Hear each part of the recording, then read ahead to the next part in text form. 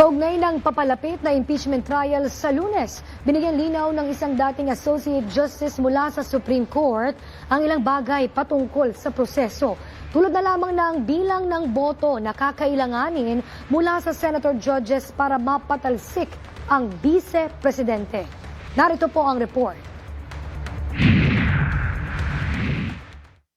Kahit na may senador na nakakulong, nagtatago, at kinasuhan, iginiit ni former Supreme Court Associate Justice at isa sa mga framer ng 1987 Constitution na si Attorney Adolfo Azcuna sa panayam ng Boses ng Bayan sa 13 Mornings na mananatiling 16 o 2/3 ang kailangan pa ring boto para mag-convict si Vice President Sara Duterte.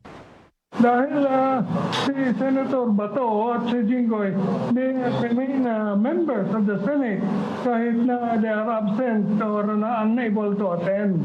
Ang saligang batas po ay nagsabi na ang computation ng 2/3 ay ang basihan ay ang all members of the Senate. Nilinaw din niya na hindi maaari ang online o remote participation sa mga senador at kailangang dumalo physically para makaboto sa trial. Dagdag niya, posible pang magbago ang pre-trial order at magkaroon ng surprise witnesses kahit na nagsisimula na ang paglilitis.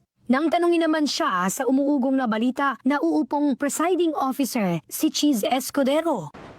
Ang saligang batas po hindi po sinasabi kung sinong dapat maging presiding officer. Maaaring ang Senate President o sino man sa mga senador ang gagawing presiding officer ng rules ng Senado. Sinabi rin niyang tanging Senado lang ang maaaring magbukas ng BIR box na naglalaman ng BIR records ni VP Sara Duterte. Maaari lamang itong markahan bilang ebidensya habang wala pang utos ang Senator Judges. Kung sakali namang mag-resign sa posisyon si VP Sara, may dalawang legal option na patutunguhan ito.